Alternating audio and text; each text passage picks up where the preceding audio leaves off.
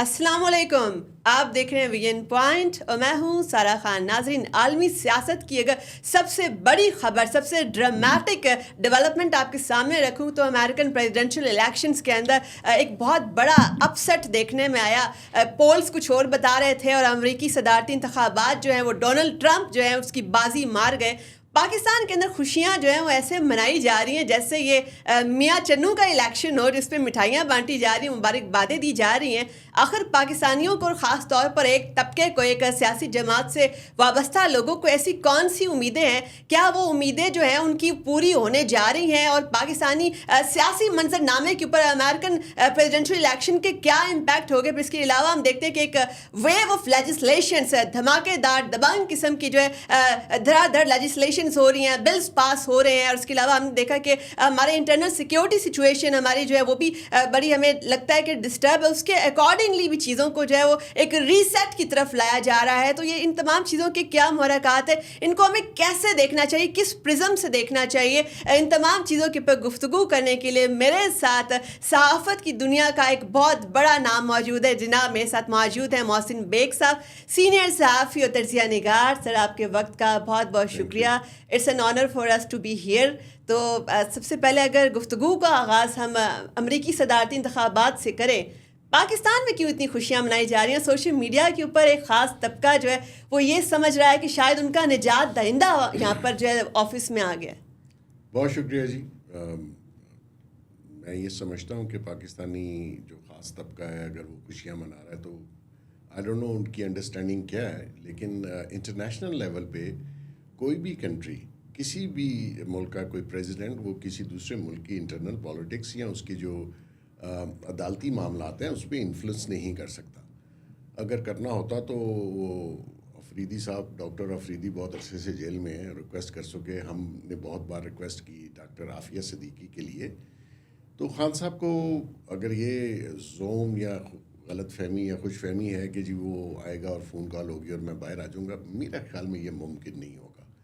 اور وہ کیونکہ وہ بھی شاید اسی نیچر کے ہیں، ٹرمپ صاحب بھی بڑے امپلسو قسم کے پریزیڈنٹ ہے، کہا جاتا ہے وہ پالیسیز کو ساتھ لے کے نہیں چلتے، اور ان کی مماثلت بھی پاکستانی کانٹیکس میں بڑی دی جاتی ہے کہ اس کو پکڑ لوں گا، اس کو نہیں چھوڑوں گا، مار دوں گا۔ نہیں، وہ دیکھیں وہ الیکشن سٹنٹ ہیں، اور یہ جو پریزیڈنٹ آف امریکہ کا جو اسٹیچر ہے وہ بہت ہی سیریس نیچر کا ہوتا ہے ورلڈ وائڈ۔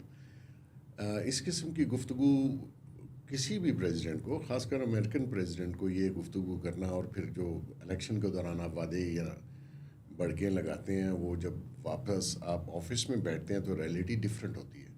وہاں بھی اسٹیبلشمنٹ کا ہی روڈ میپ چلتا ہے، اور ایسا نہیں ہو سکتا کہ پریزیڈنٹ خود سے اور روڈ میپ سے ہٹ کے اپنی کوئی نئی پالیسی لے آئے۔ تو یہ ممکن نہیں ہے، خوشیاں غلط فہمیاں دور ہو جائیں گی۔ سر، آپ نے بڑی اہم بات کہی کہ ایک طرف اس الیکشن کو پینٹ کیا جا رہا ہے کہ it's Trump versus establishment, U S establishment. تو کیا جو ہے ٹرمپ واقعی میں انہوں نے اسٹیبلشمنٹ کو شکست دی ہے؟ چونکہ اسٹیبلشمنٹ بھی تو اس کے اندر بھی تو اسفیئرس آف انفلوئنس ہے، جیسے آئل اینڈ گیس انڈسٹری ہے، ویپن انڈسٹری ہے، ملٹری انڈسٹریل کمپلیکس ہے۔ یہ تمام اسفیئرس جو ہیں، کیا یہ ٹرمپ کے مخالف تھے؟ حالانکہ Trump it self is a business man.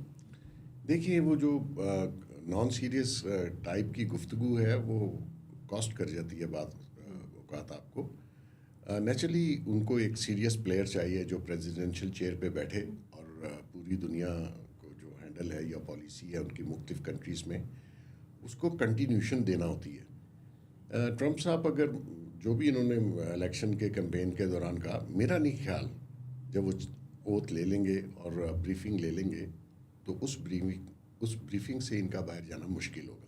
اچھا، آل رائٹ۔ اچھا، مائیکل کوگل مین جو ہے جو بڑے نظر رکھتے ہیں ایشین اور خاص طور پر یہ سب کانٹیننٹ کے معاملات کے اوپر، ان کی ٹویٹ میں نظر سے گزری جس میں وہ بتا رہے تھے کہ ڈونلڈ ٹرمپ کی کسی بھی الیکشن کیمپین کے اندر یا وہ جو بات بھی کانفرنسز کر رہے تھے، ڈسکشنز کر رہے تھے، عمران خان صاحب کا انہوں نے کہیں بھی کوئی بھی ذکر نہیں کیا۔ اس کا مطلب یہ ہوگا جو وہ بتا رہے ہیں مائیکل کوگل مین کہ عمران خان جو ہے ان کی کسی بھی کیلکولیشن کے اندر ذرا بھی کاؤنٹ نہیں کرتا۔ تو ہم جب کہ پاکستان کے اندر دیکھتے ہیں کہ بالکل ایک ڈفرینٹ کانٹیکسٹ ہے۔ کیا سمجھتے ہیں آپ، اگر ٹرمپ کو جو ہے وہاں کی لابیز نے انفلوئنس کیا، کوئی انہوں نے ٹویٹ داغ دیا، ہماری گورنمنٹ کا کیا رسپانس ہوگا؟ کوئی رسپانس نہیں۔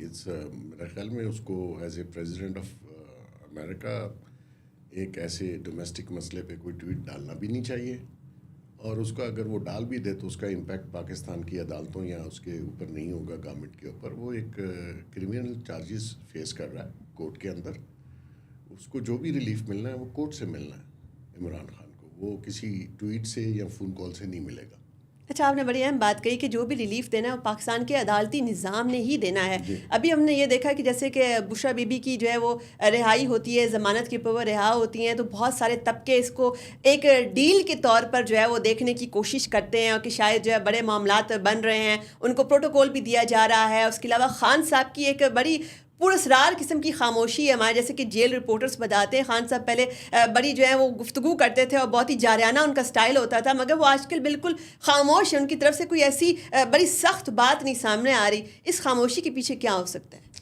دیکھیں، جو کچھ بھی ان کا خیال تھا کہ میں، یہ ایک بڑا مائنڈ سیٹ ہے کہ میں آپ کو بہت زیادہ بڑھ کے مار کے تھریٹ کر کے آپ کا نام لے کے آپ کو انڈر انفلوئنس لاؤں کہ میرے ساتھ ٹیبل پہ بیٹھو. یہ چیز ہر جگہ نہیں چلتی ہے، اور ہمارے ہاں جو اسٹیبلشمنٹ ہے، جو آج کی ہے اسٹیبلشمنٹ، وہ اس چیز کو نہ بائی کرتی ہے نہ ایز اے تھریٹ سمجھتی ہے. خان صاحب کو ریئلائز ہو گیا کہ میں ان بڑکوں سے، ان باتوں سے، ان دھمکیوں سے ان کو اپنی ٹرمز پہ نہیں لا سکتا. اور ویسے بھی جو جیل ہے، اب جا کے خان صاحب کو ریئل جیل فیس کرنی پڑ رہی ہے. یہ لوگوں کو جیل بھیجتا تھا، خود بھی چلا گیا، فیملی بھی چلی گئی، لوگوں کو چور کہتا تھا، خود اپنے گھر سے چوری نکل آئی، اپنے گھر والے چور نکل آئے، اور ثابت ہو رہا ہے کہ وہ چور تھے. تو یہ کہنا کہ جی وہ بشرا بی بی ڈے 1 سے ڈیل کرنا چاہتی ہے، وہ اپنا مال بچانا چاہتی ہے. سارا مال اسی کے پاس ہے، خان کے پاس نہیں ہے. پیسے بہت زیادہ ہیں، ان گنت پیسے ہیں، اتنے پیسے ہیں کہ آپ گن نہیں سکتے، تول سکتے ہیں. تو وہ تو 2 نمبر خاتون ہے، وہ ڈیل ہی کرنا چاہتی ہے نیچرلی. اس نے کیا کرنا ہے؟ اچھا، یعنی کہ آپ یہ بھی بتا رہے ہیں کہ ایسا بھی ممکن ہے، ایک سینیریو ایسا بھی ہو سکتا ہے کہ بشرا بی بی جو ہیں خان صاحب کو اسی طرح جیل میں ہی چھوڑ کر الگ سے ڈیل کر لیں، اپنے معاملات وہ الگ سے طے کر لیں. پھر خان صاحب کو تو پارٹی کے بارے میں بھی کہا جاتا ہے کہ پارٹی ان کو وہ والی پکچر دیتی نہیں جو وہ باہر کرتے ہیں. یہاں پر جو ہے وہ ڈی چوک کے اوپر دھرنے کا اعلان کر دیتے ہیں، لیڈرشپ غائب ہو جاتی ہے، کوئی گھر سے اپنے نکلتا ہی نہیں ہے. ٹک ٹاک کے اوپر ایک انقلاب لانے کی باتیں ہوتی ہیں. تو کیا خان صاحب کو پی ٹی آئی نے بالکل اکیلا تنہا چھوڑ دیا؟ دیکھیں، خان ہی پی ٹی آئی ہے اور political party P T I نہیں ہے. ایک کلٹ سا ہے، ایک گروہ ہے جو خان جس کو لیڈ کرتا ہے. اس نے پولیٹیکل پارٹی آج تک پی ٹی آئی کو بننے نہیں دیا. ایسا کیسے ہو سکتا ہے کہ فرد واحد کی مرضی سے ہی پوری پارٹی آپریٹ کی جائے اور کسی کا ڈیسیژن نہ ہو، کسی کی جرت نہ ہو کہ وہ ڈیسیژن کوئی کر سکے؟ تو ایسے میں آپ کا جو پہلے سوال تھا کہ بشرا be be, yes, Bushra be be کو جس دن پتہ چلا کہ خان کا کوئی فیوچر نہیں ہے، پہلی پریس کانفرنس آپ اسی کی دیکھیں گے اور پہلی ڈیورس بھی آپ اسی کی دیکھیں گے. ابھی تک اس کو امید ہے شاید باہر آ جائے، شاید وہ دن واپس آ جائے، فرا گوگی آ جائے، بزدار آ جائے، مال آ جائے. ٹھیک ہے نا؟ تو ابھی وہ لگی ہوئی ہے. اس کو شاید یہ یقین ہو کہ کہیں نہ کہیں ہمیں ریلیف ملے گا اور بہاریں لوٹ آئیں گی. جس دن نہ ہوا، یہ اس قسم کی خواتین کسی کے ساتھ، مطلب 5 بچوں کے باپ کے ساتھ وہ سنسیئر نہیں تھی تو خان کیا بیچتا ہے؟ خان کے پاس صرف وہ مال کمانے آئی تھی، مال اس نے کما لیا. تو کوئی سنسیریٹی نہیں ہے، کوئی لو لاس نہیں ہے. اور سیکنڈ چیز یہ ہے کہ خان صاحب کا جو فیوچر ہے، میں سمجھتا ہوں کہ وہ پولیٹکس کے لیے انفٹ آدمی ہے. ٹھیک ہے، کٹ گیا، آ گیا، جو بھی حالات بنے پریویس ہسٹری میں، بٹ نو فیوچر. اچھا، ایک اور بڑی اہم نقطہ، in fact it's a very painful and tragic event جو کہ میں ہائی لائٹ کرنا چاہ رہی ہوں کہ پاکستان تحریک انصاف جو اس کا ایک نیریٹو ہے کہ اس وقت جو فسطائیت پاکستان میں ہو رہی ہے، جیسے کہ جو آپریشن یا وکٹمائزیشن ہو رہی ہے، چاہے وہ صحافتی برادری کی ہو، پولیٹیشنز کی ہو، ایکٹیوسٹ کی ہو، ورکرز کی ہو، بھئی وہ پاکستان کی تاریخ میں انپریسیڈنٹڈ ہے. مگر ہم نے دیکھا ہے کہ پاکستان تحریک انصاف کے اپنے دور کے اندر جو صحافتی کمیونٹی کے ساتھ ہوا، اور آپ کے جو امیجز ہیں مجھے آج کے دن بھی یاد ہیں کہ آپ کی یور نوز واز بلیڈنگ، اور ہم سب جو ہیں وہ بہت دکھ کے سوا اور پروٹیسٹ کرنے کے سوا ہم کچھ کر نہیں سکتے تھے. کیسے دیکھتے ہیں آپ؟ کیا فسطائیت اس وقت جو ہے دیٹس انپریسیڈنٹڈ؟ دیکھیے، تھوڑا سا پیچھے جا کے دیکھیں تو عمران خان آیا تھا اسٹیٹس کو توڑنے کے لیے، ایک نیا نظام لانے کے لیے، اور اس ملک میں اصلاحات آنی تھی. جیسے ہی وہ چیئر پہ بیٹھا، اس کے کیونکہ عزائم ڈفرینٹ تھے، انٹرنیشنلی کنیکٹڈ تھا، نیو کون، کی لابیز کے ساتھ, اور اس نے کیموفلاج رکھا اپنے دوستوں سے, اپنے پارٹی کے سینئر لوگوں سے, لیکن بیک اینڈ پہ وہ اسی چیز پہ کام کر رہا تھا. اب وہ جب وہ پاور میں آیا تو دیکھیں ہر چیز کی اس نے نفی کی جو اس نے بیفور الیکشن اور سیٹ سے بیٹھنے سے پہلے جن کے وعدے کیے تھے اس کی سب کی نفی کی. لوگ اس کے ساتھ اسی لیے آئے کہ شاید یہ نظام بدل جائے, اسٹیٹس کو بدل جائے, رشوت ختم ہو جائے, فسادیت ختم ہو جائے, لوگوں کو ایک میرٹ کے اوپر ایک چیزیں ملیں. اب وہ جب پاور میں آیا تو اس نے کہا کہ شاید میں ساری زندگی رہوں گا. وہ بیسیکلی یہی سوچ کے آیا تھا. شاید بشرا بی بی نے اس کو بتایا تھا کہ میرے عملیات جو ہیں وہ آپ کو ساری زندگی بٹھائے رکھیں گے. اس کے بعد اس نے جو جس قسم کے آرڈرز کیے, اور پھر اس کے ساتھ ایک جوکر اور مل گیا جس کا نام جنرل فیض تھا. وہ جو کہتا تھا وہ شام تک ہو جاتا تھا. کس کو پکڑنا ہے, کس پہ ہیروئن ڈالنی ہے, کس پہ چرس ڈالنی ہے, کس کو نیپ میں اندر کرانا ہے. تو وہ خود بھی اٹھا رہا تھا, جنرل فیض بھی لوگوں کو اٹھا رہا ہے, ایم این ایس کو اٹھایا, پولیٹیشینس کو اٹھایا. تو نیچرلی بہت سارے مقدمات بنے, بہت سارے لوگ اندر ہوئے. ان کے ساتھ تو بھی کچھ بھی نہیں ہوا. یہ تو ایسی آپ نے دیکھا ہے, آپ پیٹرن نکال کے دیکھتے ہیں, جتنے پی ٹی آئی والے پکڑے گئے سب روتے ہوئے باہر آتے. کوئی ویل چیئر پہ ہوتا ہے, یہ خود بڑا بہادر ہے, سر پہ بالٹی اور بلٹ پروف شیلڈیں رکھ کے ویل چیئر پہ. مطلب یہ کوئی مرد یہ کام کرتا ہے؟ مرد میں مردوں والی خاصیت ہونی چاہیے. مطلب ہی اینڈ شی میں فرق ہوتا ہے, اللہ تعالیٰ نے وہ فرق ڈالا ہوا ہے. تو بڑا بہادر ہے. بہادر ہے تو آؤ نا آپ. ہم نے تو کوئی بلٹ پروف سر پہ نہیں ڈالا ہوا, بالٹی نہیں پہنی ہوئی, شیلڈیں نہیں, بلٹ پروف جیکٹ نہیں ہے. ہاں آپ کا زور چلا, آپ کے ساتھ کچھ جوکر ٹائپ لوگ تھے. نیچرلی ہم نے بھی ریئیکٹ کیا, ہم روئے نہیں, ہم نے کاٹ لی جیل, ہم نے مقدمات بھگت لیے, اور ہم نے اس وقت بھی کہا کہ آپ نہیں رہیں گے اور آپ اسی جگہ ہی آئیں گے جہاں میں ہوں.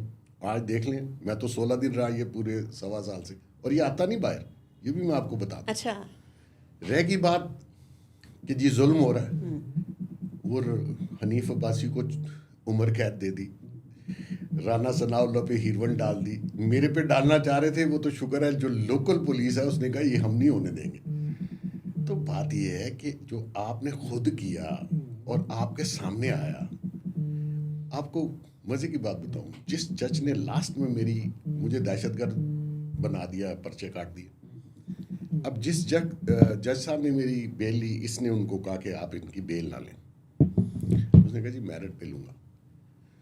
اس نے نیکسٹ ڈے ہیڈ لائن تھی نیوز پیپر سے, اس نے کہا ہم اس کو امپیچ کریں گے, ہم اس کے خلاف جائیں گے, اس جج کے خلاف. پھر اگلے 2 دنوں میں اس جج کو نکال کے ٹرانسفر کر دیا ملتان سے آگے. ان جج کا نام بتانا چاہیں گے آپ؟ نہیں, میں سمجھتا ہوں مناسب بالکل نہیں. ٹھیک ہے.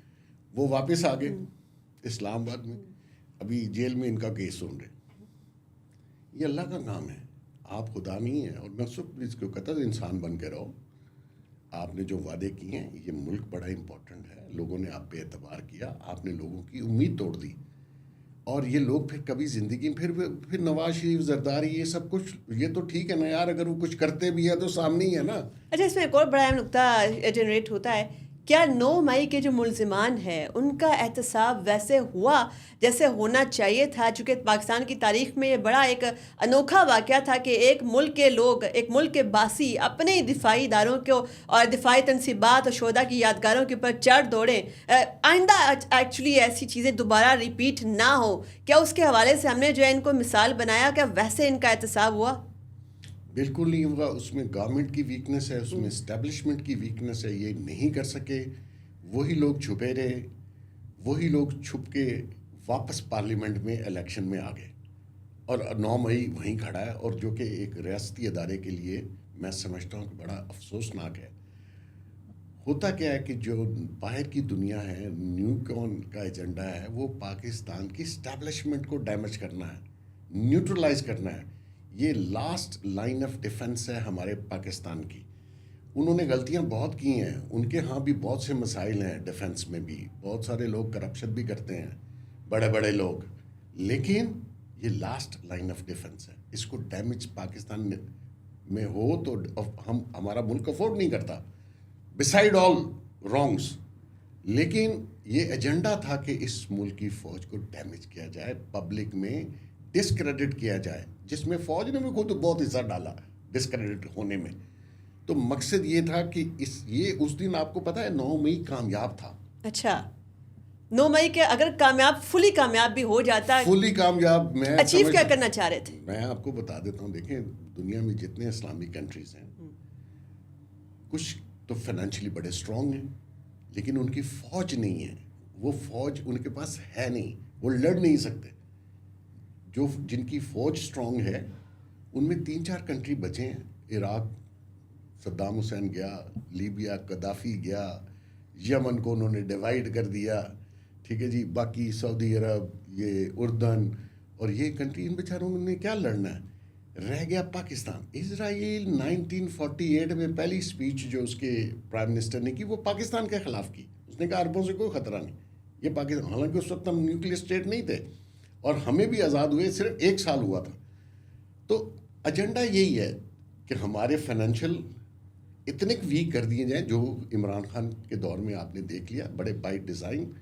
اس کو 5.8 پہ اکانومی چھوڑ کے گئے نواز شریف, یہ اس کو ودن 2 ایئرس -0.15 پہ لے گیا. اور میں اس سے پیٹتا رہا کہ یہ آپ ظلم کر رہے اس ملک کے ساتھ. اگر آپ کے فائنینشیل کمزور ہو تو نیچرلی فوج کمزور ہوگی.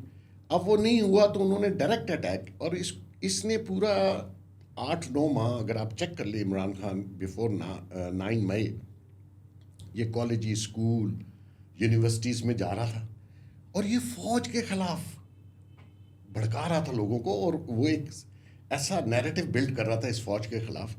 اب 9 مئی ذرا پہلے آ گیا, تیاری ابھی پوری نہیں تھی. اچھا 9 مئی آیا, 9 مئی کامیاب ہوا, لوگ نکلے اس کی بات پہ. وہ جو اس نے پورا پروپیگنڈا فوج کے خلاف کیا ہوا تھا, صرف ناکام اس لیے ہوا کہ لوگ زیادہ نہیں نکلے. اگر لوگ زیادہ نکلتے تو یہ JHQ کہاں ہوتا. یہ فوج 2 لاکھ بندہ JHQ پہ چڑھائی کرتا تو فوج کا 2 لاکھ کو مار دیتی. تو میں یہ سمجھتا ہوں کہ یہ جو بلٹ تھی نا, یہ فوج کے کان کے قریب سے گئی ہے. فوج کو اس 9 مئی کو چھوڑنا نہیں چاہیے, اور ان کو وہ سبق سکھانا چاہیے کہ ریاستی ادارے پہ دوبارہ کوئی حملہ نہ کرے. اور اگر آپ کو کوئی ان سے بلیم ہے تو آپ بھی تو انہیں کے ساتھ تھے نا. فیض کیا تھا, یہ فیض کو چیف بنانا چاہتا تھا. فیض اس کے کیے پہ سب کچھ کر رہا تھا. بشرا بی بی کا جو جن تھا وہ وہی تھا. وہ جن بھی آج کل ادھر ہی ہے, ٹھیک ہے نا. جس کے بھی جن نکلنے والے ہیں انشاءاللہ میرے خیال میں 15 دن میں آپ اس کی بھی سزا سن لیں گے. تو یہ لوگ باتیں بڑی کرنا, میں سمجھتا ہوں کہ میں کچھ بھی کروں, اگر میں ریاست پاکستان کے خلاف کام کر رہا ہوں تو آپ مجھے پھانسی لگا دیں. اس پہ بچت نہیں ہونی چاہیے. اچھا آپ نے بڑی اہم بات کہی ہے کہ جیسے کبھی بات کی جاتی ہے 2 لاکھ بندے کے, بھی ایک اور ہم جو بازگشت سن رہے ہیں PTI کی طرف سے, ان کے لیڈرز کی طرف سے, کہ اب ہم 4 لاکھ بندے لا کے اب صرف سڑکوں کے اوپر ہی معاملات حل ہوں گے, پارلیمان سے معاملات نکل گئے ہیں. یہ جو ایک سلسلہ ہے چونکہ پاکستان میں ہم نے دیکھا کہ اکنامک اسٹیبلٹی کی جانب ہم بڑھ رہے ہیں, چیزیں اسٹیبل ہونے کی طرف جا رہی ہیں, مگر اتنی زیادہ جو ریمپنٹ پولیٹیکل انسٹیبلٹی ہے, بار بار سڑکوں کے اوپر آنا, اب دوبارہ 4 لاکھ بندوں کے بارے میں کہا جا رہا ہے کہ ہم سڑکوں پہ لائیں گے اور خان صاحب کو رہا کرائیں گے, معاملات سارے سڑکوں کے اوپر حل ہوں گے. یہ سلسلہ کب رکے گا؟ دیکھیے یہ بیسک میں اگین جو انٹرنیشنل ایجنڈا ہے ہماری ریاست کے اور پاکستان کے خلاف, وہ یہی ہے کہ آپ پولیٹیکل سٹیبلٹی نہ آنے دیں. اگر پولیٹیکل سٹیبلٹی نہیں ہوتی تو فائنینشیل سٹیبلٹی کیسے آئے گی, اکنامک آگے کیسے چلیں گے. یہ ایجنڈے کے تحت کیا جا رہا ہے, اور یہ بہت بھاری فنڈنگ باہر سے آ رہی ہے. یہ سارے لوگ جو فنڈڈ ہیں, جو اتنے وسائل استعمال, ان کے پاس پیسہ کہاں سے آ رہا ہے. یہ عمران خان کی شوگر مل ہے, سیمنٹ فیکٹری ہے, کیا ہے یہ؟ یہ کنگلا آدمی اپنے گھر کا بل نہیں دے سکتا, ہم سے پیسے لے کے کھاتا تھا. تو کہاں سے پیسے آج بھی اس کے گھر کا بل اور خرچہ ذرا چیک کر لیں کون دیتا ہے, کہاں سے آ رہے ہیں پیسے. یہ فارن فنڈڈ کام اگینسٹ دس کنٹری ہے کہ اسٹیبلٹی نہ آنے دی جائے. تو یہ ریاستی اداروں کا اور سرکار کا کام ہے. اگر 4 لاکھ نکلتا ہے 5 لاکھ, دیکھیں ریاست سے زیادہ امپورٹنٹ کوئی چیز, اور ریاست سے زیادہ طاقتور بھی نہیں ہوتا. یعنی کہ اگر ٹائملی چیزوں کو مینیج کر لیا جائے. ریاست چلانے والے میں اگر گردہ نہ ہو, دل نہ ہو, ہمت نہ ہو, اور حکومت کرنے کا شوق ہو, تو ملک کے یہ حالات جو آج ہیں. بڑے آپ نے اہم بات کہی، بڑا اہم نقطہ اٹھایا گیا. کوئکلی آپ کے ریمارکس میں اس کے اوپر سن لوں. آپ نے ایک اور بات کہی کہ ریاستی اداروں کو ڈسکریڈٹ کرنے والی بات. ابھی ہم نے دیکھا کہ ایک وے آف لیجسلیشن ہو رہی ہے. جیسے ہم نے 26ویں آئینی ترمیم دیکھا، اس کے بعد 6 بلز بھی پاس ہوئے. آرمی چیف کی جو مدت ملازمت ہے اس کو بڑھانے کی بھی جو بل پاس ہوا اور منظور ہو گیا. تو ان چیزوں کے اوپر بھی جو ایک کنٹروورسی کریٹ کرنے کی کوشش کی جا رہی ہے. آپ کیا سمجھتے ہیں کہ انسداد دہشت گردی ایکٹ اور آرمی چیف کی جو مدت ملازمت ہے، تمام چیزیں ہمارے اسٹریٹجک اور سیکیورٹی پرسپیکٹو میں ان کی کیا سگنیفیکنس ہے؟ دیکھیں، اگر نارمل حالات ہوتے، نارمل اسٹیٹ آف افیئرز ہوتے تو میں ان چیزوں کے خلاف. لیکن پاکستان اس وقت نارمل حالات میں نہیں ہے، حالت جنگ میں ہے. ڈیلی ہمارے لوگ شہید ہو رہے ہیں. وزیرستان، بلوچستان، یہ ساری جگہوں پہ آرمی، پیراملٹری والے، پولیس والے. ایسے حالات میں آپ کو یہ جو آپ نے سیکورٹی ایجنسیز کو اور اس کو جو آپ نے 3 ماہ کی پرمیشن دی، پلس جو آپ نے مدت ملازمت بڑھائی ہیں، مطلب اس وقت جو آرمی چیف ہیں میں سمجھتا ہوں کہ وہ دل سے کام کر رہے ہیں اور وہ چاہ رہے ہیں کہ کسی طریقے سے چیزیں اسٹیبل ہوں. تو ایسے حالات میں ہو ٹھیک ہے، لیکن نارمل حالات ہوتے تو میں نہ ایکسٹینشن کے حق میں ہوں، کبھی نہیں ہوں. کوئی بھی ہو، میرا والد ہو، میرا بھائی ہو، میں نہیں چاہتا کہ ایکسٹینشن ملے، کیونکہ باقی لوگوں کا جو ہے وہ حق مارا جاتا ہے. اب آپ نے اگر اسٹیبل کرنا ہے اور یہ کنٹینیوٹی چاہیے تو ٹھیک ہے، 5 سال نو ایشو آپ کو بالکل دیے جانے چاہیے اور باقی چیفز کو بھی مل گئے. لیکن اس کو مس یوز نہ کیا جائے. اس 5 سال کو اپرچونٹی سمجھ کے، خدا کی طرف سے نعمت سمجھ کے اس ملک کے لیے آپ کام کریں، اس کو اسٹیبل کرنے کی کوشش کریں. یہ 25-26 کروڑ وہ رپورٹ آئی ہے کہ اور 17 سال میں 50 کروڑ ہو جائیں گے. یہ 50 کروڑ کہاں سے جائیں گے؟ یہ کہاں سے کھائیں گے؟ ان کو جابس کون دے گا؟ یہ انڈسٹری کیسے چلے گی؟ اس ملک کے وسائل کم ہو رہے ہیں، پاپولیشن بڑھ رہی ہے، اس پہ کوئی دھیان نہیں دے رہا.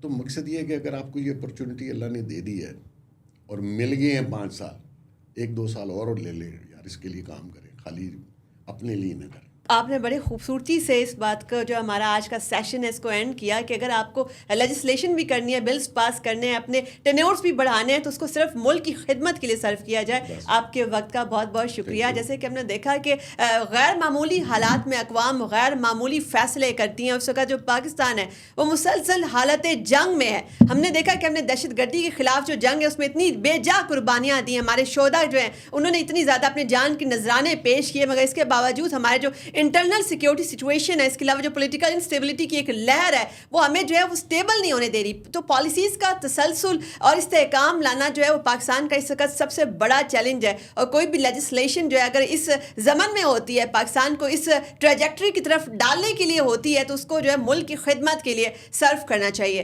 اپنی میزبان سارا خان کو دیجیے اجازت. اللہ حافظ.